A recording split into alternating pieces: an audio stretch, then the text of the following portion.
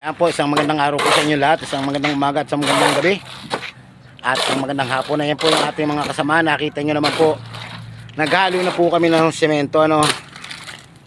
Ayan po, ang paghalo natin dito ay 1, 2, 3 lang po ang ginawa natin dahil pambuhos ng pundasyon natin. Kaya kailangan mas matapang po yung ating semento. Ayan po, binubuhos po yan sa pundasyon ng poste doon sa kabila. Kita nyo naman po ang aking kumpare.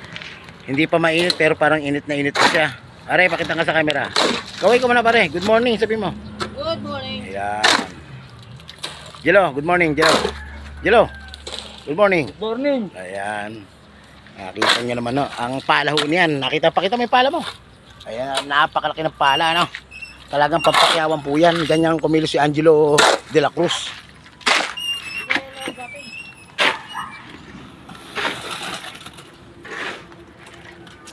Ayan, nagbubuhos na po tayo ng poste natin, ano? Yan po yung ating poste na ginawa. Ayan. Bali, hindi na po tayo naglagay ng square tie, ano? Pero waluhan po yung ating semento, ang ating 16mm. Tapos ang waluhan po yung 16mm, yung ating 10mm ay yung ating stirrup pala ay 10mm, ano? Tapos 4 na 2, 4 na 4, 4 na 6 at saka lang po tayo nag 20-20, ano?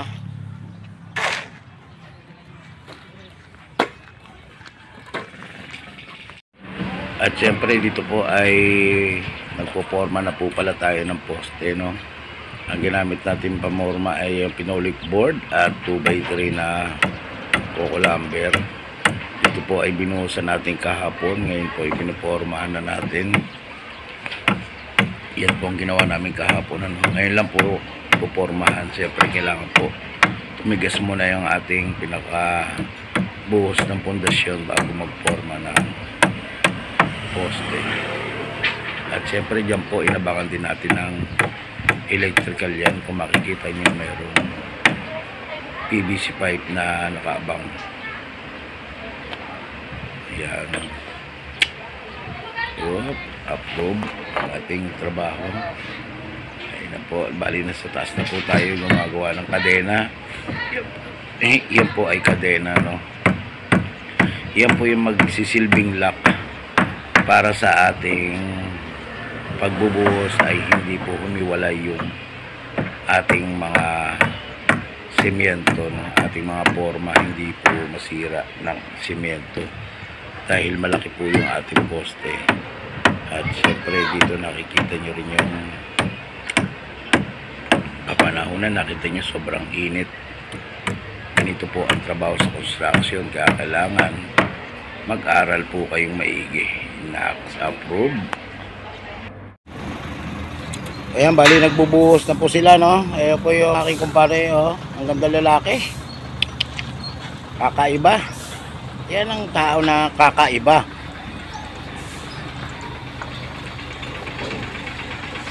Yan po yung pinormahan natin, ano, binubuhusan niya na.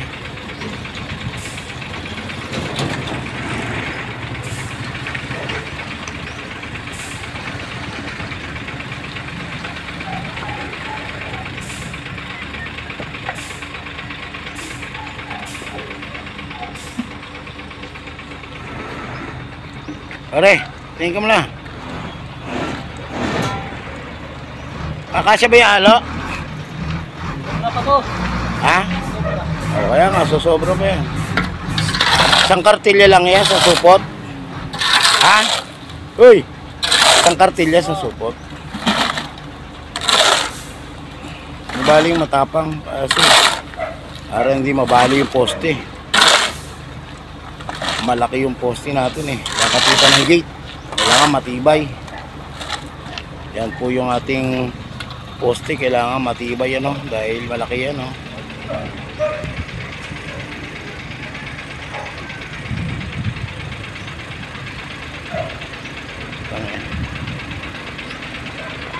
Yan po, kita nyo naman si Sanjo Marudo.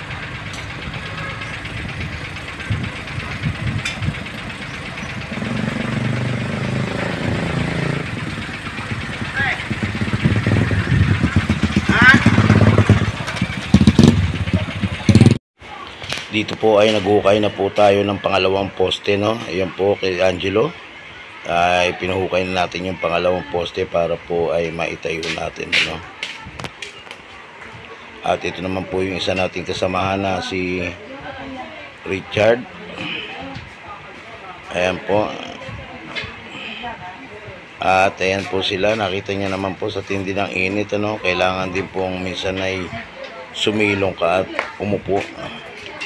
Sa tindi ng sikat ng araw, masakit sa balat talaga. Wala pang hangin. Ganyan ang trabaho sa construction, kaya kailangan yung mag-aral maigi.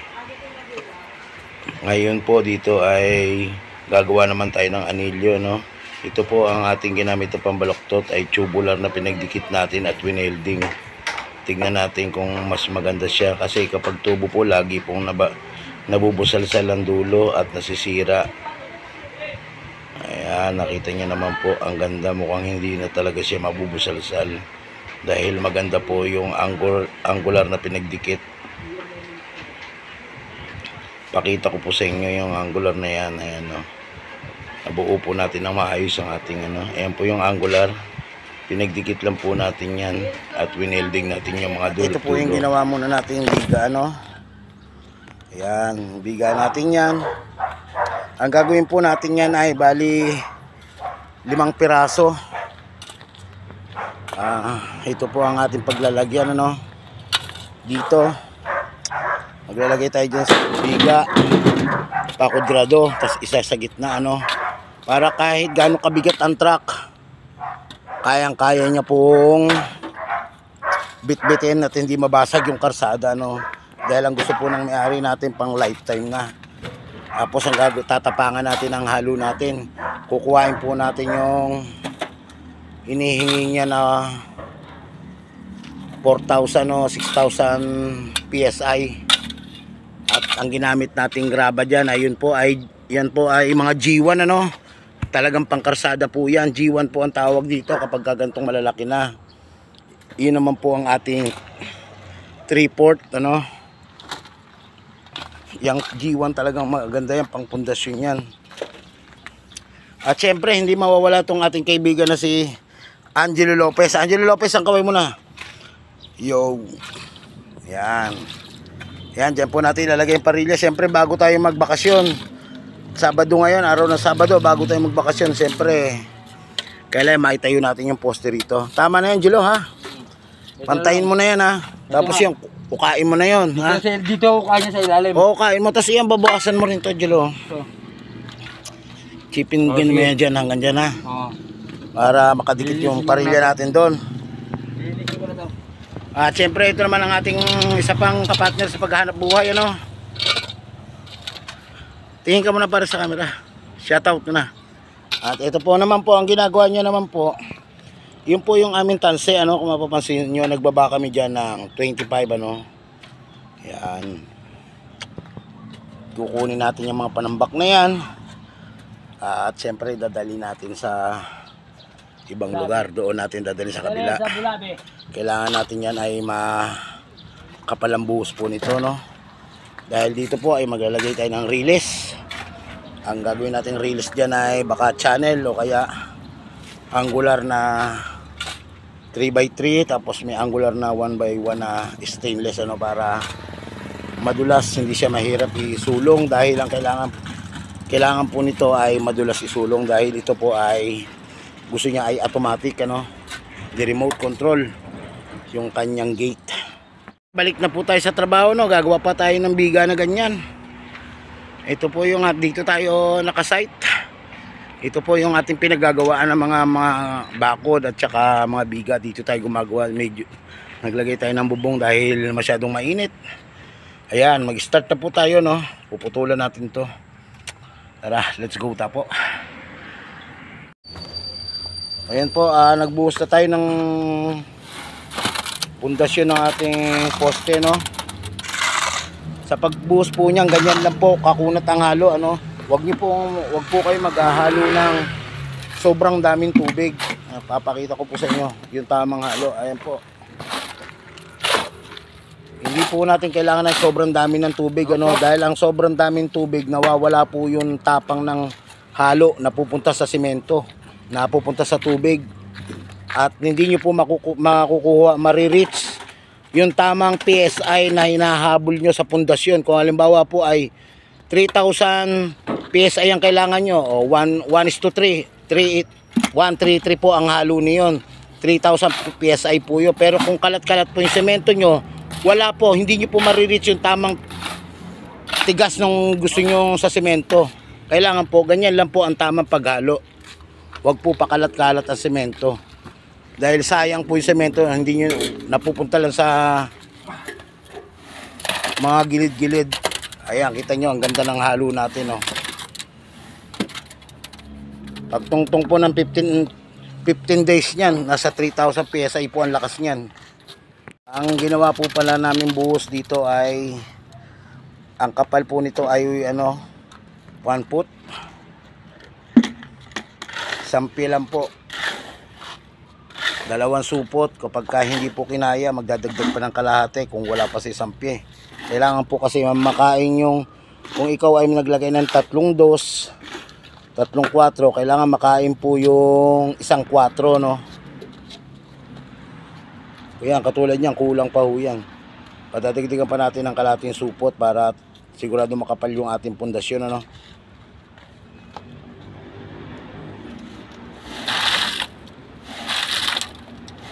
Pantayin mo, boy.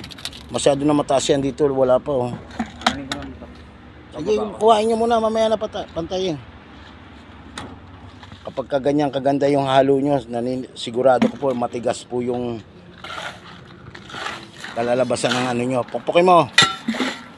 Oh, boy. Ayan, siyempre kailangan nyo pong siksikin. Kung wala kayong pansiksik, ano, compactor ay yung vibrator. Ayan, ganyan lang, oh. Patamaan nyo lang po yung bakal, yung parilya. Masisiksik po ng todo yan.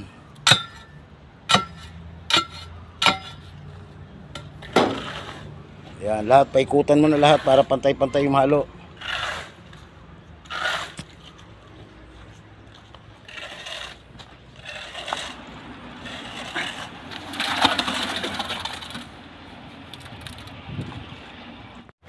Ayan yung karsada nagliliyab sa init, oh. Kaya may kasama ko nagliliyab din sa init. Ayan, nakabuhos na pala kami ng isang poste pa, no. Bali, 2 na yan, ano. At ngayon ay hinuhukay na namin to para mabigaan na, no. May salpak na yung biga. Pakita ko lang po sa inyo yung isang biga na kinasanaan namin. Ayan. Sinulpak na natin dyan. Lalagyan naman natin ng paganon. Tapos paganon at sa gitna, ano. Talagang matindi lang ang araw. Matindi sikat ng araw, oh. Muusok ng karsada. Nagpoporma na po kami, no. Ito po ay hindi bahay, no, karsada to. Dahil truck po ang dadaan dito, kaya naglagay tayo ng biga, no. Ayan, kung makita nyo, maybe yung biga, no. Mapatibayin natin yung dadaan ng truck. Yun po yung truck na malalaki. Yun po yung dadaan. Yan, 3 biga ang lagay natin at babakalan natin ng puro pa ganon. Double. Ayan, o, sa lakas naman po ng ulang kagabi. Sa lakas ng ulang kagabi, ang laki ng baha rito. Inabot yung bakal namin. At syempre, yung ating kasama na si Angelo. 2 na lang kami ang nagtatrabaho. Wala na isang kasama namin, pogi. Guwapings na lang natira dito.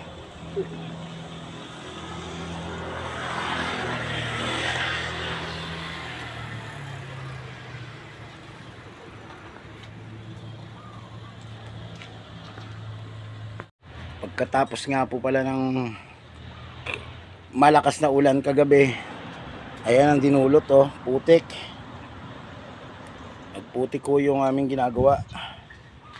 Ayan, siyempre hindi maiwasan yan, may tubig talaga natitira. Linimas na namin yan.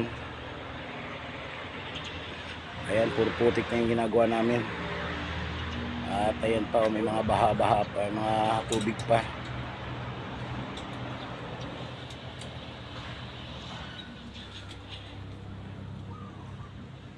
Yan po yung sa ating electrical ano. Para po sa ilaw natin yan, papunta roon.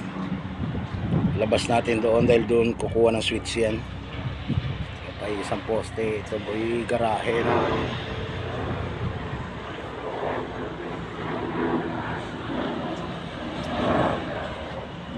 So, ito to. Ali ko na to ng ganito. Ano mo sa ano, dikit mo sa lapis. Ayan, siyempre po, naglalagay na kami ng graba, no?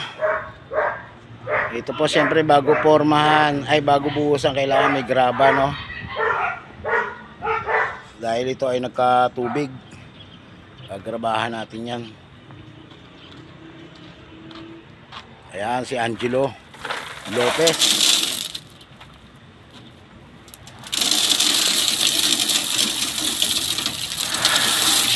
Yan, sige, ikalat mo lang.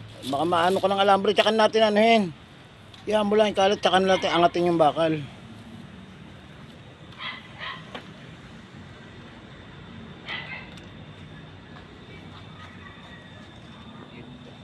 At tayo siyempre dito ay nagpo-forma na. Yan na lang ang po-forma natin. Tapos na ito ngayon.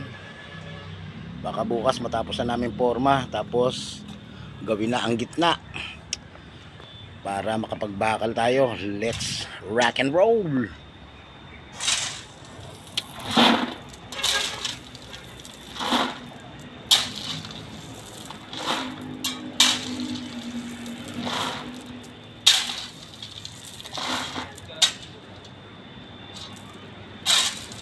Yan po yung ating kasama, no?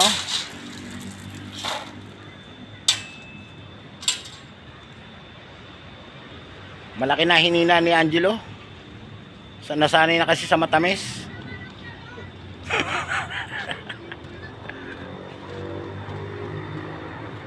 Partida pa kayo, tsinelas niya, hindi alambre na lang.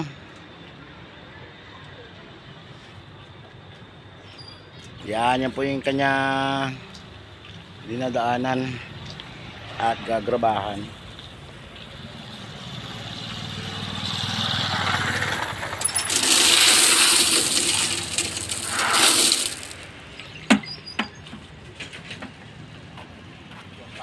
Magandang araw po sa inyong lahat, ano. Ngayon po, kung kayo po ay maka-engkwentro ng ganito, gaya ng yan pinapagawa natin, ano, ay yan po ay pinapalis natin yung putik, ano, kasi yan po ay tambak lang. Nung umulan po ay naging putik siya, no. Kailangan po nating alisin yan dahil po yan ay bababa, dahil ito po ay dadaanan ng truck, ano.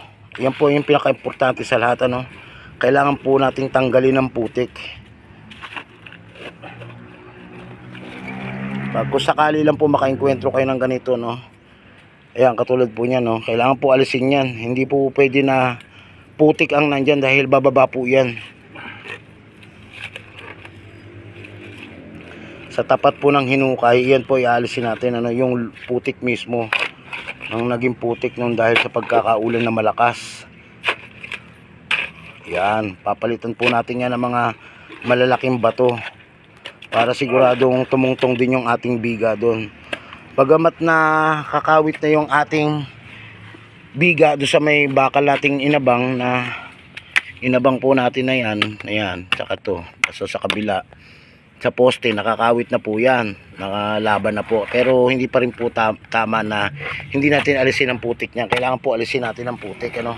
Kung saan po yung malambot at maraming putik, alisin po natin, ano, dahil yun po bababa na po yun. Ayan, at po kinakalkal na ni Michelangelo. Wala ka ba shoutout? Wala akong shoutout. Boy, happy birthday. Birthday mo ngayon, nagkapaaraw ka. Ayan, pipilitin po natin alisin yan, ano? Kailangan po kasi natin maalis yan dahil yan po talaga ay hindi po pwedeng may putik yan. Subukan mo hanggang dito, boy. Pumalambot pa dito. Yan, hanggang dyan. Yan. Malambot talaga, boy. Oh, aalisin natin yan. Papalitan natin siya ng malalaking bato. Yan po isang nagpatagal din sa trabaho natin, ano, yung ganyan. Mapipilitan po kasi tayong alisin talaga yan. Hindi po pwedeng hindi natin alisin yan. Diyan na po magsisimula ang crack ng ating sementong gagawin, ano. Pag bumaba po yan sa sagasaan ng truck, sigurado pong mabibiyak yung bato natin kahit gaano katigas ang bato natin. Kahit gaano ka ganda ng bato natin pagka ganyan. Yan, wala ka ba shoutout, boy? Wala. Happy birthday, boy. Nak.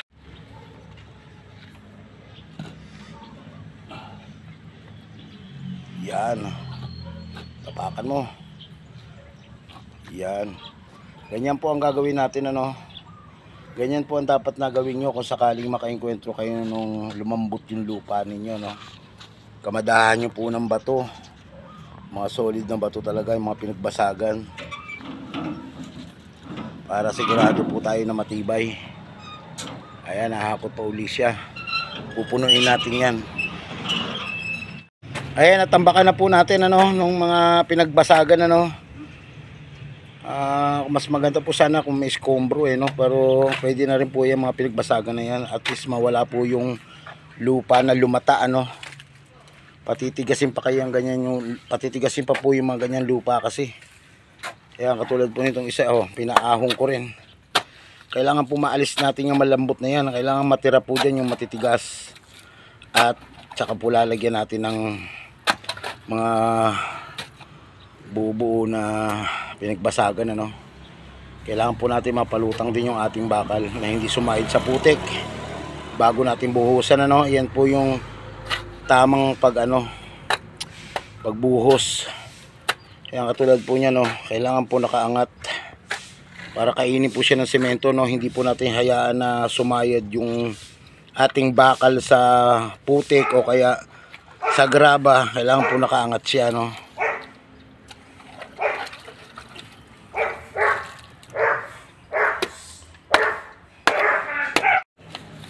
Tapos din natin yung paglalagay ng panggilid, ano. Medyo kinapos pa ng konti yung ating panambak.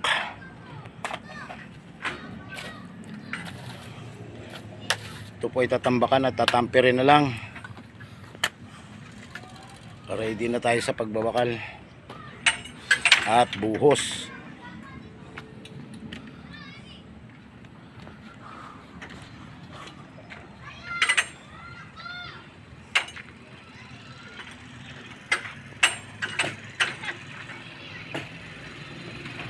Ayan, naglalatag na po tayo ng biga ng bakal, ano.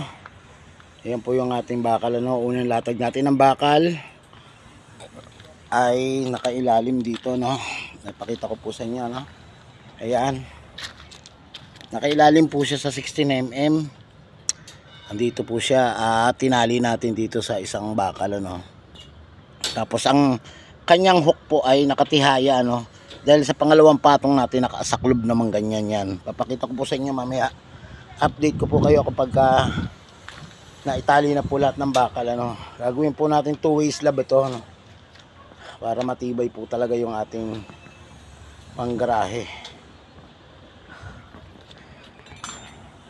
Yan po yung unang latag natin ng bakal, ano. At siyempre dudubolan natin para maging, ano.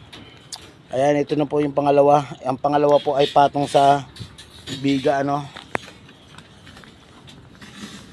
Sigurado tayong matibay at bali sa pangalawang patong po kailangan po gitnaan po natin yung ganito, no. Yung spacer niyan 30, gigitnaan nyo po tong pangpatong. At hindi nyo po itatali dyan yan, ha. Gagawa po tayo ng chair bar dyan para sa dyan. Para sa ganyan, kailangan po natin gumamit ng chair bar para po magkahiwalay sila, no. Yung ganito, yung pangalawa pang double, magkahiwalay siya. Hindi mo siya kailangan italid sa pangilalim. Kaya na po yung pangalawang patong natin, ano. Ayun po, sa pangalawang patong naman po, ang gagawin natin, yung hook naman po ay nakataob, ano. Ayan, nakita nyo, nakataob siya, no. Yung una natin ay nakatihaya. Ngayon ito po ay pataob naman, ayan, oh. Makita nyo po, ano, tinaob natin. Ayan, oh. Kataob siya, no.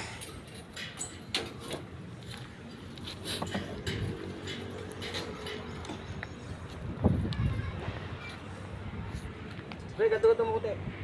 Ayan, tapos na po natin yung ating pagbabakal, ano. At syempre, naikabit na rin po natin yung ating mga chair bar. Kung makita nyo po yung pagkabit ng chair bar ay ayan po, ano, naka-eskwala siya, ayan, oh. At nakalupi naman doon. Ayun po, ganyan po pagkabit ng chair bar. Lahat po yan linagyan natin ng chair bar. At syempre nag-abang na rin po tayo ng electrical, ano. At syempre nandito na rin po ang ating mixer para sa ating pagbubuhos natin bukas, ano. Ready na tayo.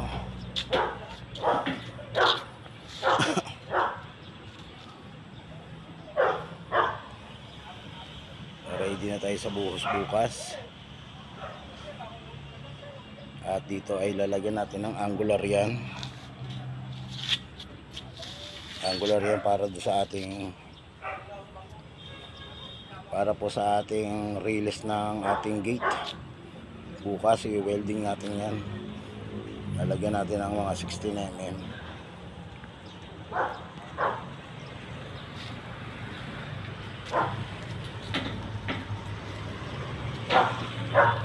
Siyempre pagkatapos namin magpahinga ay magtrabaho, kami ay magpapahinga muna at magluluto, ano? Ayan po yung ating lutuan.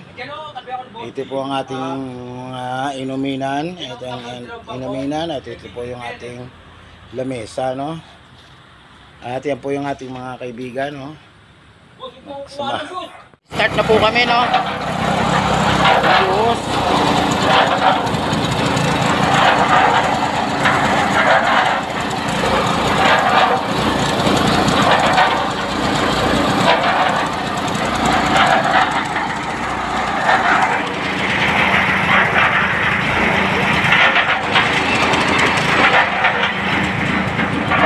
No, dahil sa kapal nito 10 pulgada to sa kapal, hindi pa tayo nakakakalahati, ano. Ang dami na naubos namin semento, pero matibay talaga to. Ayan, dalawang kasama kong guwapings. Ito na, maubusan na po pala yung ano, no, isang elf na graba. Pag naubos yan, ano tayo kukuha? Sana maubos yan, nakasakto sa natin, masasakto yun. Tulungan kayo magpala. Hindi lang. Ayan, oh. Bali hanggang dito pa. Pag dito na kalahati namin sa 40 supot, ibig sabihin 40 supot din yan. 80. Nakailan supot na tayo, Tale? Oo, 22 yung linabas. 20 yun na. Bali 42 lahat yan. Para makalkula natin, pag inabot yan hanggang dito, 40 pa to. Dito po ay ginabi na kami, no. Kita nyo naman, kalahati pa lang nabuhusan namin. Ang nabuhos po namin dito ay 41 semento. Ngayon dito 40 pa rin to. Ginabi na kami. Tatlo lang kami dyan.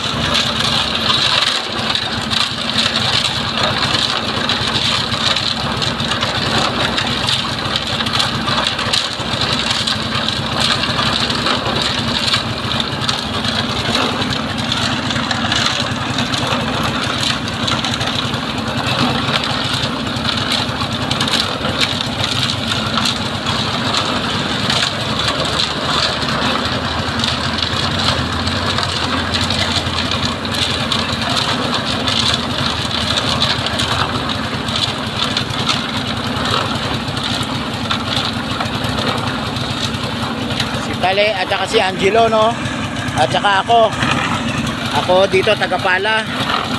Yan, dyan tayo nagpapala tayo papunta rito, sila naman naghahalo at tayo rin nagpapatag.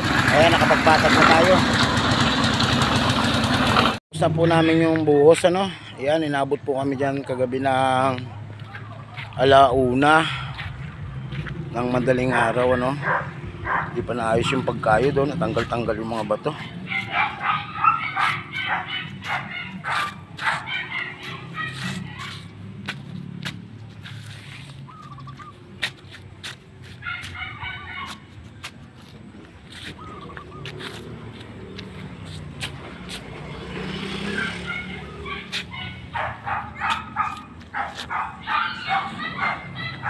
Pinadili ko ng kayurin ko kagabi.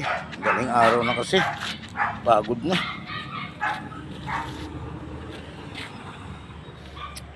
Ayan. Tapos din. Ay matigas tong bato na to dahil itong buhos na to 1, 2, 3 ang sinunog namin dito eh. Kapal ng buhos pa. Ayan, at kita nyo naman po eh. Kahit tatlo lang kami. At dito po ay tumulong na yung amo namin, ano. Yung mag-ama tinulungan na kami. Sila taga-sako ng grab at buhangin. Ayan. Tapos din sa wakas, ito po pala ay garahe, no. Ngayon dito patitigasin man natin konti. Ayan na po ay i-edge rin natin, ano, para mailagay natin yung ating angular dyan. Yan, hanggang dito na lang po ang aking video. Maraming pong salamat sa panonood. Bye bye.